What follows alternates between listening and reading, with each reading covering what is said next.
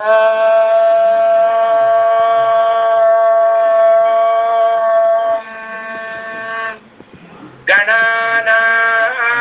त्वा गणपतिगुं हवामहे कविं कवीनामुपमश्रवस्तमं ज्येष्ठराजं ब्रह्मणां ब्रह्मणस्पद आनः शृण्वन्नोतिभिः सीदसाधनम् ओम श्री महागणपतये नमः।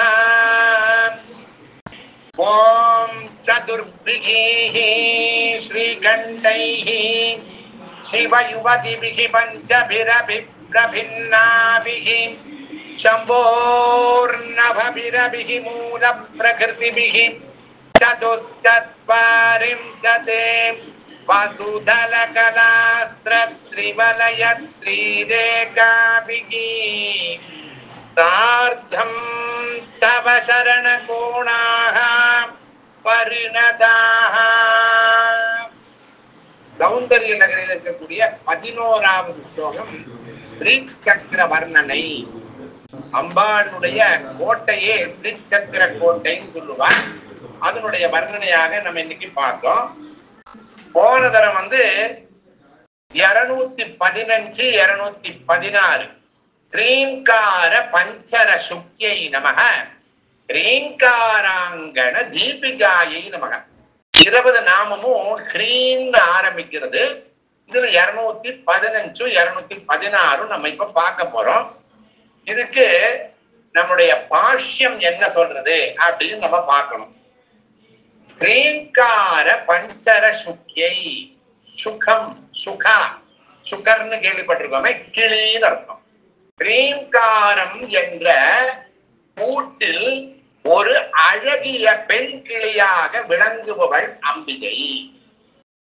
ஸ்ரீங்காரமானது பராசக்தியை உபாசிப்பதற்கு பிரதீகமாயிருப்பது போல மந்த அதிகாரிகள், அதாவது கொஞ்சம் லெஸ் குவாலிஃபைடு அர்த்தம், மந்த அதிகாரிகள் உபாசிக்கும் பராசக்தியின் அம்சமான பார்வதி, லக்ஷ்மி, பவானி முதலிய தேவதைகளுக்கும் பிரதீகமாக விளங்குகிறது. இதுதான் நம்ம ரொம்ப முக்கியம். கிரீன்காரத்தினுடைய மகிமையை சொல்றது. இருக்கிறது ரொம்ப சின்ன ஒரு பீஜம் கிரீன் தான். பிரதீகங்கள் தாழ்மையான பக்குவ நிலையை அடைந்தவர்களுக்கு ஏற்பட்டுள்ளது. குழந்தைகள் கிளியினுடைய கூட்டை வைத்து ஒரு விளையாட்டு விளையாடுவது போல இத்தன்மையான மந்த அதிகாரிகள் விக்கிரகங்கள் முதலிய பிரதீகங்களை வைத்து, ஆரம்ப காலத்தில் உள்ள பக்தியில் அப்படிதான் நம்ம செய்வோம். பிரதீகங்களை வைத்து அவற்றை நன்கு அலங்கரித்து அவற்றின் வழியாக பராசக்திக்கு சோடச உபசாரங்கள், 16 வகையான உபசாரங்கள் சொல்லிருக்கு இல்லையா? சத்திர, சாமர, வியஜன, நிருத்த, கீத, வாத்திய, இது போல 16 வகையான உபசாரங்களை செய்கிறார்கள். கூட்டில் ஜீவ சைதன்யத்துடன் வாழ்வது கிளி. கிளின்னா நமக்கு தெரியும், அன்னை மீனாட்சியினுடைய தோல்ல இருக்கக்கூடிய கிளி. அது பிறர் பேசுவதை ஒட்டி தானும் பேசி நமக்கு களிப்பை, மகிழ்ச்சியை உண்டு பண்ணுகிறது. அதை போலவே பிரதீகங்களாகிய கூட்டில் சைதன்யத்துடன் அன்னை பராசக்தி விளங்குகிறாள் என்றும், இது தத்துவ ரீதியாக இருக்கிறதுனால கொஞ்சம் புரிஞ்சுக்கிறதுக்கு நம்ம ட்ரை பண்ணணும்.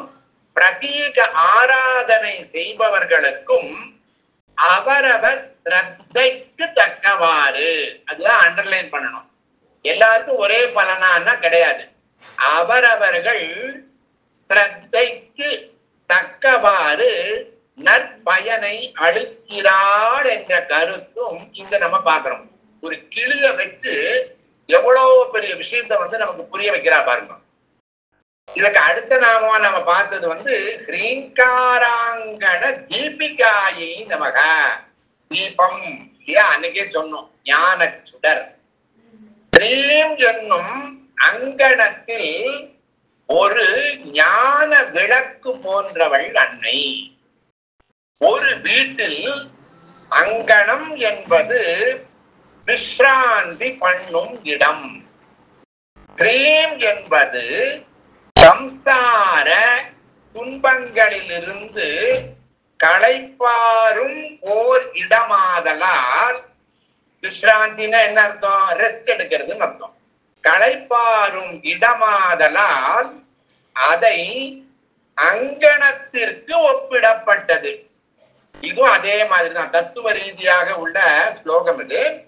அங்கணத்தில் ஏற்றி வைத்த விளக்கானது அங்கு உள்ளவர்களுக்கு வஸ்துக்களை பிரகாசப்படுத்தி காரியங்களை செய்ய உதவுகிறது.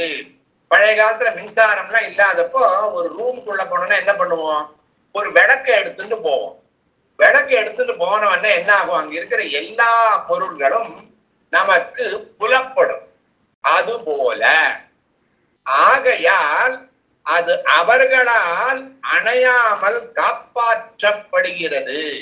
அதை போலவே கிரீம் என்ற பீஜத்தின் அர்த்தத்தை கேட்டு சிந்தித்து தெளிந்து தியானித்து அதை இடைவிடாது உபாசிப்பதால், உபாசனைன்னா சொல்லிட்டே இருக்கிறதுன்னு அர்த்தம், நேர்முகமாய் ஸ்வயம் பிரகாச ரூபமான பராசக்தியானவள் தன் முன்னே தோன்றி பக்தர்களை பரம ஸ்ரேயஸுடன் இணைக்கிறாள் என்பதால். ஏன்னா அவள் க்ஷிப்ர பிரசாதினி, ரொம்ப லேட்லாம் பண்ண மாட்டான்.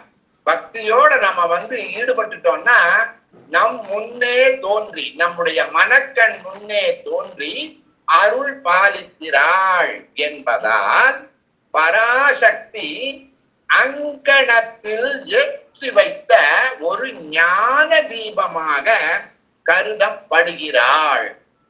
ஸ்திரீகள் தீப பூஜை பண்ணுவது ஒரு பழக்கத்தில் உள்ளது. அப்படி செய்யும் பொழுது முற்கூறிய கருத்தை அறிந்து செய்தல் நலம். அதாவது ஒரு தீபம் ஏற்கிறப்போ மனசுல எந்த விதமான எப்படிப்பட்ட ஒரு பாவனை வரணும் அப்படிங்கிறத இங்க சொல்றேன்.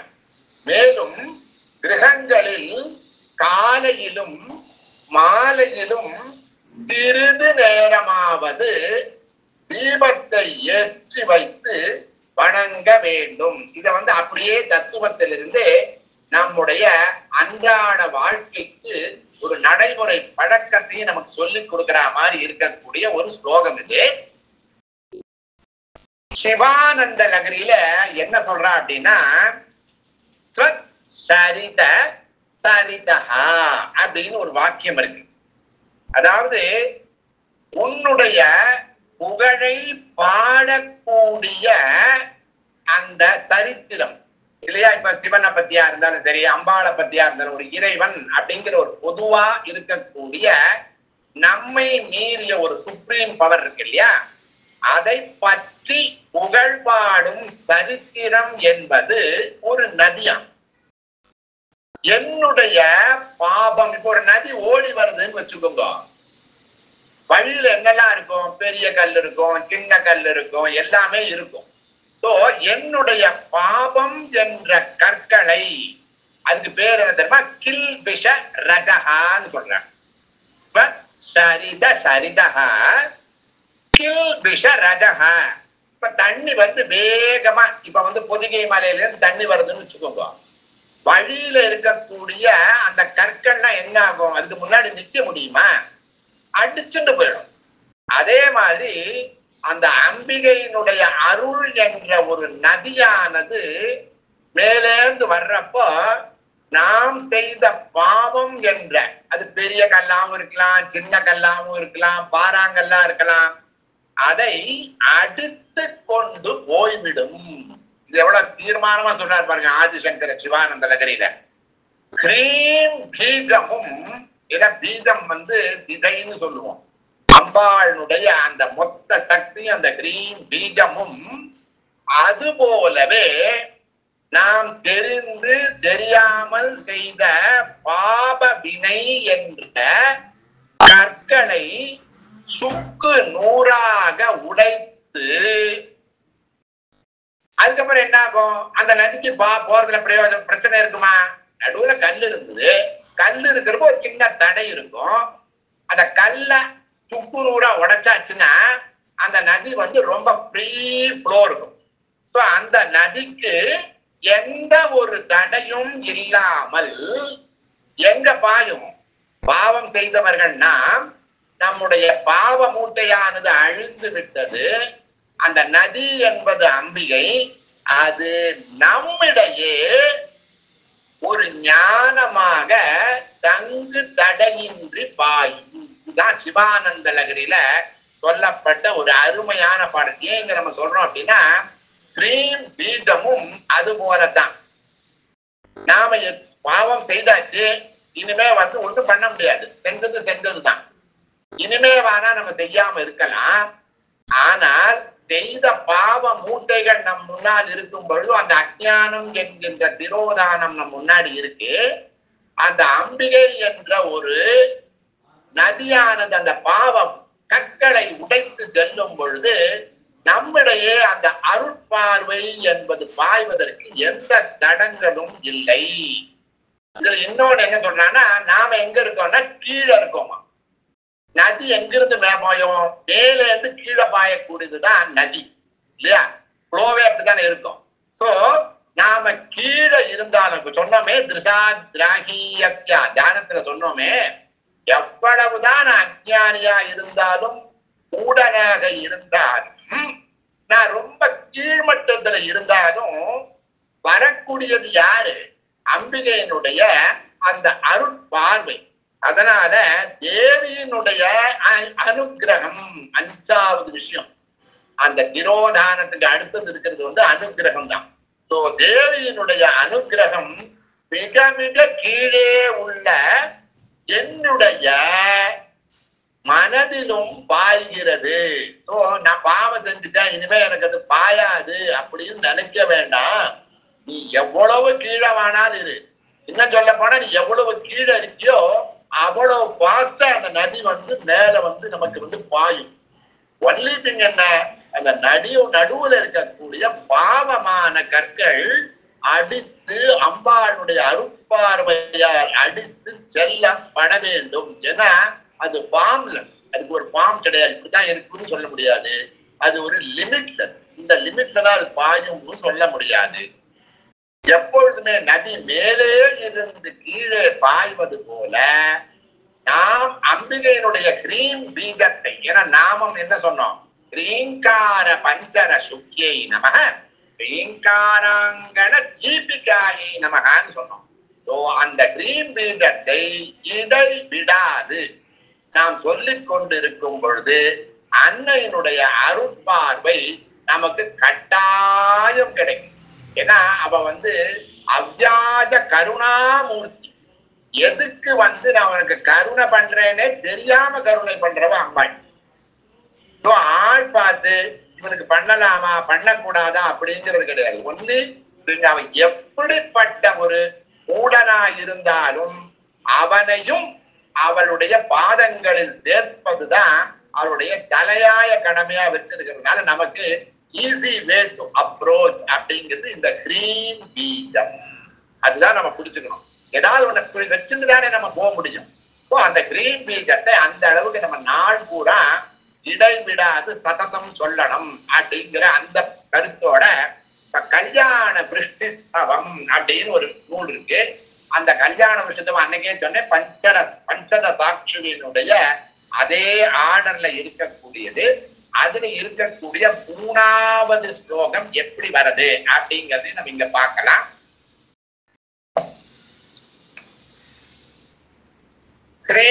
க்ரீங்காரத்ரய சம்புடேன மகதா மந்த்ரேண சந்தீபிதம் ஸ்தோத்ரம் யப் प्रतिवासरं तव पुरो मातर्जपेन् मन्त्रवित् तस्य क्षोणिभुजो भवन्ति वशका लक्ष्मी शिरस्तायिनी वाणी निर्मल सूक्ति भार भरिता जागर्ति दीर्घं वयः. கிரீன் பீகத்துடைய பெருமையை சொல்வதாக இந்த கல்யாண விருஷ்டி ஸ்தவத்தினுடைய கடைசி பாடல் அமைச்சிருக்கு. 15 எழுத்துக்கும் 15 பாட்டு பாடியாச்சு. இந்த கிரீன் பீகம் 3 தடவை வருது. நம்மளுடைய இப்ப திருச்சதியில 3 தடவை வருது. ஒரு தடவை நம்ம சொல்லியாச்சு, 2வது தடவை இப்ப சொல்லிட்டு இருக்கோம். இந்த கடைசியில கிரீம் ஒரு 20 நாமம் வேற இருக்கு. இப்போ அவ்வளவு இம்பார்ட்டன்ஸ் இருக்குன்னா அந்த கிரீம் எப்படிப்பட்ட நாமம் அப்படிங்கறத சொல்றாங்க. தாயே, மந்திரம் அறிந்த எவன் தினம் தோறும் உன்னுடைய மூர்த்திக்கு முன்னால் பக்தியுடன் அமர்ந்து 3 ஹ்ரீம்காரங்கள் சேர்ந்துள்ள அந்த பஞ்சதசாட்சரி, அதாவது மூல மந்திரம், அம்பிகையினுடைய மூல மந்திரம் மகா மந்திரத்தால் பிரகாசிக்கும்படி செய்யப்பட்ட உன்னுடைய நாமத்தை ஜெபிப்பானோ அவனுக்கு என்னெல்லாம் கிடைக்கும்னு பாருங்க. பூமியை பரிபாலிக்கும் சக்கரவர்த்திகள் சுவாதீனர்களாக ஆகின்றனர். யார்? சக்கரவர்த்தியே வந்துருவார்னு. லக்ஷ்மி வெகு காலம் நிலை பெற்றிருக்கிறாள். ஏன்னா அம்பாளுக்கு பேரு என்ன? அனபகாமினின்னு பேரு. நம்மளை விட்டு போக மாட்டாளாம். அதனால அவ வந்து லக்ஷ்மி அனபகாமினின்னு ஸ்ரீ சூக்தத்துல சொல்லி இருக்கு. வெகு காலம் நிலை பெற்றிருக்கிறாள். சரஸ்வதி இருக்காளே, அந்த சரஸ்வதி தோஷமில்லாத ஏராளமான நல்ல வாக்குகள் நிறைந்தவளாக சாநித்தியம் கொள்கிறாள். அதாவது கல்வி அறிவு பண்டிதர்களாக. நவவியாக்கிருதி பண்டிதாயி நமகான்னு ஆஞ்சநேய ஸ்லோகத்தில் இருக்கு. ஆஞ்சநேயர் வந்து நவவியாக்கிருதி பண்டிதாயி நமக அப்படின்னு. அந்த மாதிரி ஒரு பண்டிதனுடைய நிலைமை நமக்கு அந்த சரஸ்வதி தேவியும் கொடுக்கிறார். எப்போ? அந்த ஹீம்கார பீஜத்தை நாம வந்து சொல்லும் பொழுது. இதெல்லாம் இருந்தா மட்டும் போருமானா நீண்ட ஆயுளும் ஏற்படுகிறது. இதெல்லாம் இருந்து நம்ம குறை வயசுல போய் ஒரு பிரயோஜனம் இல்லையே. நமக்கு நமக்கு 1000 வருஷங்கள் அந்த மாதிரி. அதாவது அந்த காலத்துல சொல்லும் பொழுது அப்படி சொல்லுவான். நமக்கு வந்து நம்மளுடைய சந்ததிகள் எல்லோரையும் நாம பார்த்து கொண்டு இருப்போம் அப்படின்னு நீண்ட ஆயுளும் ஏற்படுகிறது. ஸ்ரீவித்யா பஞ்சதசாட்சரி மந்திரத்தில் நடுவில் 2ம் கடைசியில் 1மாக 3 ஹ்ரீம்காரங்கள் உள்ளன. ஒன்னொன்னுக்கு 20 நாமம். 300 திருசதியில 60 நாமம் ஹ்ரீமுக்கே இருக்கு. இந்த 3 ஹ்ரீம்காரங்களுடன் கூடிய ஸ்ரீவித்யா மந்திரத்தால் இந்த ஸ்தோத்திரத்திற்கு நல்ல சோபை ஏற்பட்டுள்ளது. 15 அக்ஷரங்கள் கொண்ட ஸ்ரீவித்யா மந்திரத்தில் உள்ள ஒவ்வொரு அக்ஷரமும் அதில் காணும் வரிசைப்படியே இந்த கல்யாண விருஷ்டி ஸ்தவம் என்ற ஸ்தோத்திரத்தில் ஒவ்வொரு ஸ்லோகத்திலும் முதல் அக்ஷரமாக அமைக்கப்பட்டுள்ளது. இன்டைரக்டா, நம்ம டைரக்டா பஞ்சதசாட்சரி என்னன்னு சொல்லக்கூடாது இல்லையா? அதெல்லாம் வந்து குருவின் வழியாக வர வேண்டியது. ஆனா கல்யாண விருஷ்டி ஸ்தவம் மந்திர மாத்திரிகாலையும் அந்த முதல் எழுத்து வந்து ஸ்டார்டிங்ல இருக்கும். இவ்வாறு 15 ஸ்லோகங்கள் பலனை கூறும். கடைசி 16வது ஸ்லோகத்திலும் இந்த ஸ்லோகத்திலும் ஆரம்பத்தில் ஹ்ரீம்காரம் காணப்படுகிறது. ஆரம்பமே எப்படி ஆரம்பிச்சது? ஹ்ரீம்கார திரய சம்புடேன அப்படின்னு தான் ஆரம்பிச்சது. இத்தனை பெருமை வாய்ந்த மகா மந்திரத்துடன் விளங்கும் இந்த ஸ்தோத்திரத்தை மந்திர மகிமை அறிந்து, அதாவது ஹ்ரீம் பீஜம் இருந்தாலே போதும். நம்ம எங்க வேணாலும் அந்த ஹ்ரீம் பீஜத்தை சொல்லிட்டே போலாம். ஒரு பெரிய ஸ்தோத்திரமா இருந்தா நடுவுல பிரேக் ஆகும். இப்ப ஹ்ரீம் பீஜம் சொல்லிட்டே இருக்கிறப்பவே நமக்கு ஏதாவது ஒரு பிரேக் ஆனாலும் அடுத்த கிரீம் பீஜம் நம்மளால சொல்ல முடியும். மந்திராட்சங்கள் அடங்கி இருப்பதால் இது ஜபமாகவும் சொல்லப்படுகிறது. வெறும் ஹ்ரீம் ஹ்ரீம் சொல்லலாம், லலிதா சகஸ்ரநாமத்தோட சேர்த்துன்னு சொல்லலாம், திருசதியோட சேர்த்து சொல்லலாம், இல்லைன்னா ரஜதாச்சல சிருங்காக்கிர மத்தியஸ்தாயி நமகான்னு லலிதா அஷ்டோத்திரம் இருக்கேன், அதோடையும் நாம இதை சொல்லலாம். அவர்களுக்கு சக்கரவர்த்திகளுடைய ஒரு அவருடைய அன்பு கிடைக்கும். அவன் நம்மளுடைய உத்தரவை திறமேற்கொண்டு அவர்கள் செய்வார்கள். இது எல்லாத்துக்கும் மேலாக அம்பிகையினுடைய அந்த சாயுஜ்ய பதவி நமக்கு கிடைக்குது. அது இந்த உலகத்துல நமக்கு பொருள் கிடைக்கும், கல்வி அறிவு கிடைக்கும், எல்லாம் கிடைக்கும். ஆனா நம்முடைய அல்டிமேட்டம் என்ன? அம்பிகையினுடைய பதம் வேண்டும். அதுவும் இந்த பிறவியிலேயே எனக்கு வேண்டும். இனி என்னால பிறக்க முடியாது, பல பல யோனிகள்ல பிறந்து என்னால கஷ்டப்பட முடியாது என்பதை அளவற்ற சிறிதும் குற்றம் காண முடியாத இந்த கிரீம் பீஜத்தை நாம தொடர்ச்சியா சொல்லிட்டே இருக்கணும். அப்படிங்கிறதா இந்த கிரீம் பீஜத்தினுடைய மகிமையா சொல்றோம். சௌந்தரிய லகரியிலையும் 4வது ஸ்லோகமும் இதே மாதிரிதான். அதாவது அம்பிகையினுடைய பாதங்களை சொல்றப்ப எப்படி சொல்றான்னா, அதாவது அம்பிகை கையில 2 கை வச்சுட்டு இருக்கா இல்லையா, ஒண்ணு அம்பிகையினுடைய பாதங்களே இந்த 2யுமே கொடுத்துருமா. இது அபயத்தையும் வரத்தையும் கொடுத்துருமா. கை இது காமிச்சுட்டு இருக்கா, ஆனா அம்பிகையினுடைய பாதங்களே இதை கொடுத்துருமா. ஆனா மற்ற மூர்த்திகளுடைய வடிவத்தை பார்க்கும் பொழுது அபயத்தை அபயகரம் ஒரு கரத்துல அபயமாகவும் மற்றத்துல வரஹஸ்தமாகவும் அபிநயமாக வெளிப்படுத்துகிறார்கள். எப்பவுமே ஒரு தெய்வத்தை நம்ம சொல்றப்ப அந்த தெய்வத்தை நம்ம அன்னைக்கே சொன்னோம், அதை மேல கொஞ்சம் தூக்கி வச்சு சொல்றது எப்பவுமே வழக்கம். தமிழாக்கமாக இதுக்கு என்ன சொல்றாங்கன்னா, இந்த 4வது ஸ்லோகம் சௌந்தரிய லகரி இருக்கே, அதுக்கு விஞ்சையே புரியும் திருவடி உடையோய் வேறுள்ள தெய்வங்கள் எல்லாம் அஞ்சுவோர் தமக்கு ஹஸ்தமே காட்டி கையையே காட்டி அபயம் தருவதற்கு அழைக்கும் மஞ்சு பாஷினியே நீ எதுவும் காட்டி மானிடரை அழைத்திலை. உனக்கு அது தேவையே இல்லை, ஏன்னா உன்னுடைய பாதார விந்தங்களே அது போதும். ஏன்னா நகதி திதி சஞ்சன்ன நமஜன தமோ குணாயை நம அப்படின்னு லலிதா சாஸ்திரத்துல ஒரு நாமம் இருக்கு. அந்த கால் நகம் இருக்கு இல்லையா, அந்த நகத்துக்கே உள்ள பெருமையை தான் சொல்றது. அது நீ எதுவும் காட்டி எந்த சிக்னலும் நீ கொடுக்கறது இல்லை, மானிடரை அழைப்பதும் கிடையாது. எனினும் தஞ்சமென்று உந்தன் தாளினை அடைந்தார் சகல சௌபாகியமும் பெற்று வாழ்ந்திடுவாரே. இந்த கிரீம் பீஜத்தினுடைய தொடர்ச்சியாக அம்பிகையினுடைய பாதார விந்தங்களுடைய மகிமை. ஏன்னா நம்ம கிரீம் சொல்றப்ப எதை நினைச்சுன்னு சொல்லுவோம், அம்பிகையினுடைய பாதங்களை தான் நினைச்சு செய்யறப்போ உனக்கு எந்த மாதிரி பதவி கிடைக்கும். கல்யாண விருஷ்டி ஸ்தவத்துல சொன்ன மாதிரி இந்த சௌந்தரிய லகரியிலும் அம்பாளுடைய பாதங்களே நமக்கு போறோம், வேற எதுவுமே வேண்டாம் என்ற ஒரு கருத்து. கிரீம் பீஜம் என்பது அம்பிகையினுடைய பீஜமாக இருப்பதால் அதை சொல்லிக்கொண்டே இருக்கணும். அதுக்காக தான் இங்க நம்ம ஸ்ட்ரெஸ் பண்ணிட்டே இருக்கோம். மறுபடியும் மறுபடியும் சொல்றதுதான் நம்ம சொல்றோமே தவிர ஏதோ 20 நாமம் கேட்டோம் அதுக்கப்புறம் 21வது நாமம் அப்படி அல்ல. கிரீம் பீஜத்தினுடைய மகிமை அதுக்காக 20 நாமம் அட்டே ஸ்ட்ரெச், அது மாதிரி 60 நாமம். அப்ப எந்த அளவுக்கு அது பெருமை உள்ளதாக இருக்கும் அப்படிங்கறத பாக்குறோம்.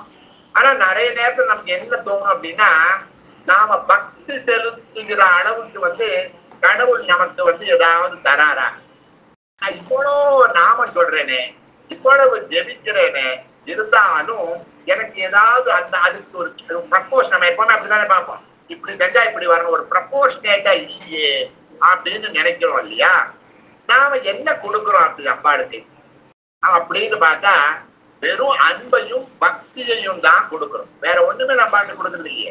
ஏன்னா மற்றது எல்லாமே அவளோட தானே, அவளோட தான் மற்ற எல்லாமே. நாம அன்பையும் பக்தியும் அம்பாளுக்கு கொடுக்கணும். அதுக்கு அவன் என்ன பண்றான்? பதிலுக்கு இறங்கி வந்து அவ இறங்குறா கீழே, அவள் இறங்கி வந்து நமக்கு அருளை புரிகிறான். பொதுவாவே இறைவனானவன் நமக்கு ரொம்ப பெருசா ஏதாவது ஒண்ணு கொடுத்து இருக்கிறான்னு அந்த இடத்துல என்ன பண்ணுவார்? நமக்கு தகுதி இருக்கா என்பதை கட்டாயம் பார்ப்பான். அந்த தகுதியை பார்க்கும் பொழுதுதான் நமக்கு சில கஷ்டங்கள்லாம் கொடுப்பார். இப்ப மாணிக்க வாசகர் இருந்த மாணிக்க வாசகர் வந்து சிறையில் அடைக்கப்படுறார். சிறையில் அடைச்சாச்சு அவரை. அங்க ஏதாவது அவர் கவலைப்பட்டாரா? ஒரு கவலையும் கிடையாது. நீ கொடுத்தது அனைத்துமே எனக்கு நல்லதே, அந்த ஆட்டிடியூட்ல தான் அவர் இருந்தார். நன்றே செய்வாய் தீதே செய்வாய் நானோ இதற்கு நாயகமே, என்ன பண்ணினாலும் அது எனக்கு நல்லதுதான்ப்பா அப்படின்னு சொன்னார். இன்னும் சொல்ல போனா நம்ம கஷ்டப்படுறப்பதான் நாம வந்து இறைவனை வந்து கூடுதலா நினைப்போம். ஒரு ஆழ்வார் கூட சொல்லியிருப்பார், எனக்கு நிறைய கஷ்டத்தை கொடுங்க, கொடுத்துட்டே இருந்தீங்கன்னா எனக்கு வந்து உன்னை மறக்கவே மாட்டேன். கொஞ்சமாவது இன்பம் இருக்கிறப்ப நான் கொஞ்சம் மறந்துறதுக்கு வாய்ப்பு இருக்கு, கஷ்டமா இருந்ததுன்னா இந்த கட்டாயம் ஒன்ன நான் நினைச்சுட்டு இருப்பேன்னு கூடுதலாக நினைப்பதற்கு வாய்ப்பும் உண்டு. இந்த அப்பைய தீட்சிதர்னு ஒருத்தர் இருந்தார். இந்த அப்பைய தீட்சிதர் எப்படின்னா ஒரு மகா பண்டிதர், எல்லாருக்கும் தெரியும், பக்தரும் உண்டு. அவர் வந்து அந்த காலத்துல எப்படின்னா வேற ஒரு பண்டிதர்கள் வந்ததுன்னா வாதம் செய்வதற்கு அவர்களை கூப்பிடுவாங்க. ஒன்ஸ் அவ வந்து வாதம் செய்வதற்கு வந்து கால் கொடுத்துட்டான்னா இந்த பக்கம் இருக்கிற வாதம் செய்யாம இருக்க முடியாது. கண்டிப்பா புரோட்டோகால், அந்த புரோட்டோகால் இருந்துட்டே இருக்கும். மன்னர்களுக்கு முன்னால இந்த பண்டிதர் வருவார், அந்த பண்டிதர் அந்த பண்டிதர். அவர் என்ன நினைச்சாருன்னா இதுக்குமே பாரு அப்பைய தீட்சிதர் வந்து ரொம்ப பெரியவர், அவரையே நாம வந்து தோற்கடிச்சிட்டோம்னா நாம வந்து அரசபையில வந்து இடம் பெற்றிடலாம் அப்படின்ற ஒரு ஐடியால மகா பண்டிதர் வந்திருக்கிறவரும் வந்து பெரிய பண்டிதர் தான், கம்மி ஒன்றும் கிடையாது.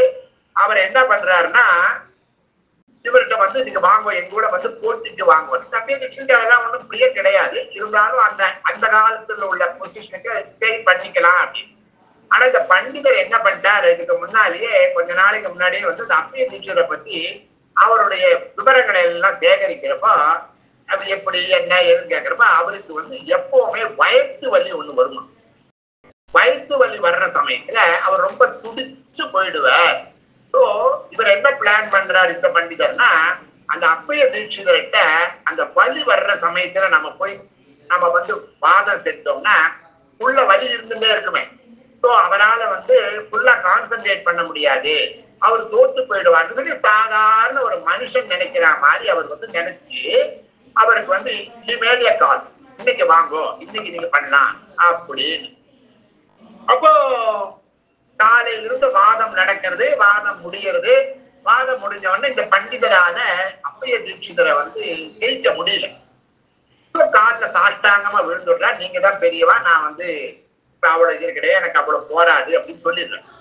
ஆனா எனக்கு ஒரே ஒரு சந்தேகம் அப்படிங்கிற, என்னன்னு கேக்குறேன், நீங்க வாதம் பண்ணிட்டு இருக்கிறப்போ பக்கத்துல ஒரு கோர புல் வந்து துடிச்சுட்டே இருந்தது, அது என்னது ஏன் அப்படி துடிச்சுட்டே இருக்கு அப்படின்னு கேட்டார்.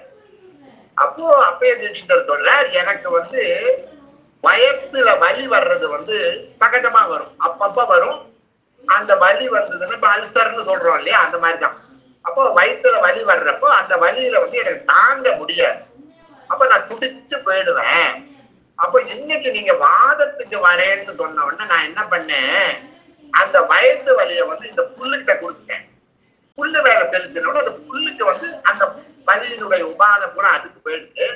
So I was able to concentrate on my இந்த தர்க்க இதுக்கு பண்ண முடிஞ்சது அப்படின்னு சொன்னார்.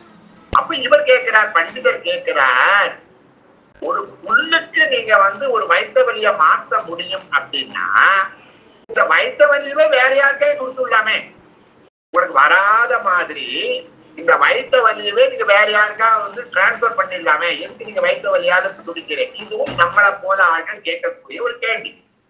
அப்ப அப்பைய தீட்சிதர் சொல்ற, நான் செய்த வினைக்கு ஏற்றபடி இறைவனானவன் எனக்கு ஒரு வயிற்று வலியை கொடுத்துருக்கேன். இத நான் தான் அனுபவிக்கணுமே தவிர என்னுடைய மந்திர பலத்தால் அதை நான் இன்னொரு உயிருக்கு நான் கொடுக்கிறேன்னா அது நான் செய்கின்ற ஒரு வினை, ஏதாவது ஒரு பாவம்னு வச்சுக்கோங்களேன். இப்பவே இந்த புல்லு மேல அந்த ஒரு வைத்த வலியை கொடுத்து அதை துடிக்க வச்சேன் பார்த்தீங்களா, இதுக்கே நான் பரிகாரம் செய்ய வேண்டும் என்று அப்பைய தீட்சிதர் சொன்னதாக ஒரு புராணம் இருக்கு. என்ன நான் சொல்ல வரோம் அப்படின்னா, அம்பிகை நினைச்சிருந்தானா அவங்க கொடுக்காம கூட இருந்திருக்கலாம், இல்ல குறைச்சிருக்கலாம், இல்ல இவர் நினைச்சிருந்தான்னா அதை மாத்தி இருக்கலாம். ஆனா என்ன இதனுடைய லாஜிக் அப்படின்னா, நமக்கு இறைவனானவன் என்ன பரிசு பரிசுன்னு இதெல்லாம் ஒரு வினைன்னு வச்சுக்கோங்க, வினைக்கேற்ற ஒரு பலன் கொடுக்கிறாரோ அதை நாம அனுபவித்து விட்டால் நம்முடைய வினையானது கம்ப்ளீட்டா முடிஞ்சு போயிடும். என்னுடைய கர்ம வினையை நான் தான் அனுபவிக்க வேண்டும் என்கிற ஒரு ஆஸ்பெக்ட் நம்ம மனசுல கூட பல நேரம் இறைவன் எனக்கு அதை செய்யல இதை செய்யல, ஏன் எனக்கு இதை கொடுத்தார், ஏன் அப்படி பண்ணினார் இப்படி பண்ணினாரு நாம நிறைய நேரம் நமக்குள்ள ஒரு ஒரு ஒரு குற்றம் வரும். அப்படி சொல்லிட்டே இருப்போம், இப்படியே சொல்லிட்டே இருப்போம், புலம்புறதுன்னு சொல்லாமே புலம்பிட்டே இருப்போம் இல்லையா. அதுக்கெல்லாம் அவசியம். ஏன்னா இதெல்லாம் இந்த ரெண்டு எக்ஸாம்பிள் மாணிக்க வாசகர் சொன்னது, அப்பயே தீட்சிதர்னா அவெல்லாம் பெரிய மகான்கள். அந்த மகான் அதே மாதிரிதான் திருநாவுக்கரசரை அந்த சுண்ணாம்பு காலவாயில போட்டா அப்போ அவர் அதை பத்தி கவலை. மாசில் நினைக்கும் அந்த பாட்டெல்லாம் அவர் பாடினார் இல்லையா, மாசில் நினைக்கும் மாலை பத்தி இருக்கிற பாட்டெல்லாம் அவர் பாடினார். ஸோ அதெல்லாம் இந்த உடலுக்காக வரக்கூடிய தீவினைகளை இறைவனானவன் ஏதோ ஒரு காரணத்திற்காக கொடுக்கிறார் அப்படிங்கிறதான். நம்ம வினையை நாம் தான் அனுபவிக்க வேண்டும். முதல்ல சொன்ன மாதிரியே என்றைக்கும் 7 பிறவிக்கும்.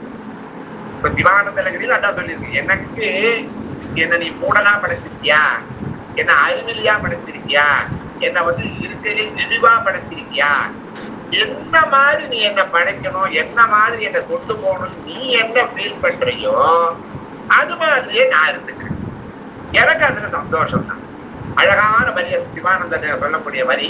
இந்த இடத்துல நம்ம ஏன் சொல்றோம் அப்படின்னா, தீபீகம் சொல்லிக் கொண்டிருக்கும் பொழுதும் சில நேரம் நம்மளுடைய வினைகளானது நம்மை வாழ்த்தும் பொழுது, நான் இவ்வளோ கிரீம்பீகம் சொல்றேனே, இவ்வளோ தூரம் அம்மாளுக்கு நான் பக்தி பண்றேனே, பூஜை பண்றேனே, இருந்தாலும் அந்த அன்னையினுடைய கருணை என் மேல இல்லையே அப்படின்னு ஃபீல் பண்ண கூடாது. ஏன்னா நமக்கு இன்னும் பெரியதாக, அதாவது நல்ல விஷயங்கள்ல ஒரு பெரிய விஷயங்கள் நமக்கு நடக்கணும் அப்படின்னா இந்த மாதிரி சில விஷயங்களை நாம கடந்துதான் போயாகணும். இதுவும் கடந்து போகும்னு சொல்லுவா இல்லையா, அந்த மாதிரி அந்த நம்மளுடைய ஒரே ஆட்டிடியூடு என்றைக்கும் 7 பிறவிக்கும் உனக்கு நான் அடியவனாக இருக்க வேண்டும் அப்படிங்கிற அந்த ஒரு ஆஸ்பெக்ட் நம்ம மனசுல இருந்தால் இதெல்லாம் நமக்கு ஒரு பெருசா தெரியாது அப்படிங்கிற இதோட நாம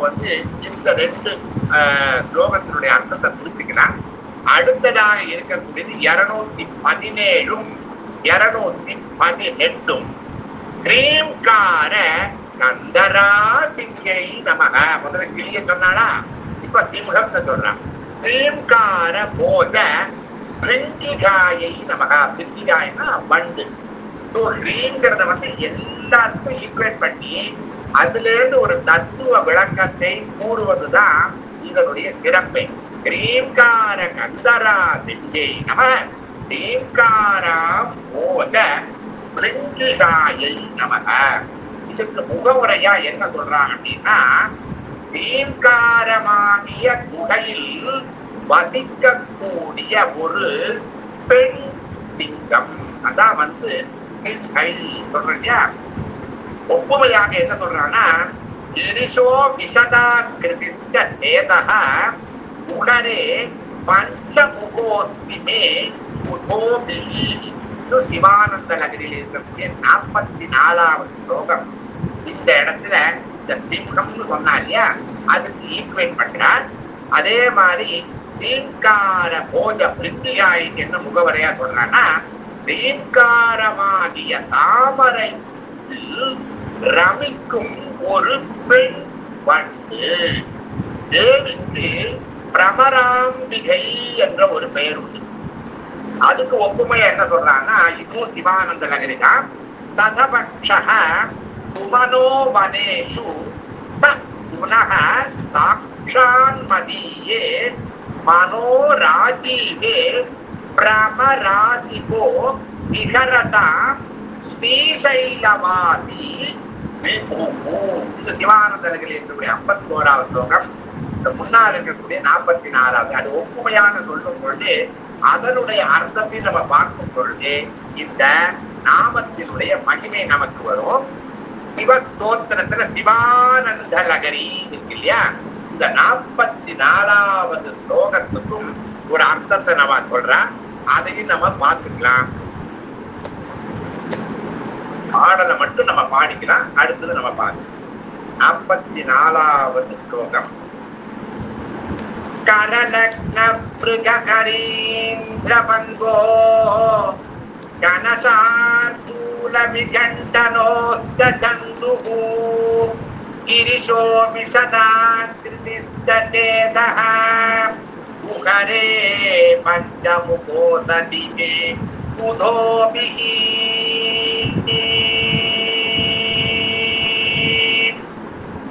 கையில் மானையுடையதும் யானையை ஜெயிப்பதும் தசமுகாசுரனை கொல்லுகிறவரும் வலிமையுள்ள புலியை கொல்லக்கூடியதும் எல்லாம் சிங்கத்தினுடைய ஒரு பெருமைதான். பலிஷ்டனான வியாக்கியாசுரனை கொல்லுகிறவரும் பிராணிகளை நாசம் செய்ததும் பிரளயத்தில் உலகை அழித்தவரும் மலையில் இருக்கிற கைலாச பர்வதத்தில் இருக்கிற சுத்தமான வெளுப்பான ரூபத்தை உடையவருமான சிம்மம் 5 முகங்களுடன் கூடிய ஈஸ்வரன் என்கிற என் மனமாகிய குகையில் இருக்கிறது. அங்கே அதேதான சொன்னோம். தீங்கார கந்தரா சித்தியை நமக. எதற்கு பயமேதும் ஈஸ்வரனுக்கும் சிம்மத்திற்கும். சிம்மம் இருந்தா காட்டுல பயம் கிடையாது. ஏன்னா அதுதானே ராஜா. அதே மாதிரி இந்த இறைவனானவன் என்னோடு இருக்கிற பொழுது, சிவபெருமான் என்னோடு இருக்கிற பொழுது எனக்கு என்ன பயம்? என் மனக்குகையில் 5 முகங்களுடன் இறைவன், அதாவது சிங்கம் வதிக்கின்றான். மலையில் வதிப்பவன் கையில் ஒரு மானை வைத்துள்ளான். அதுவும் ஒரு மானை இரையாக பிடித்துள்ளது. அது என்ன சிங்கத்தை விட்டார். அவர் யானையை கொன்றார். யானைகளை கொல்லவும் வல்லது சிங்கம்.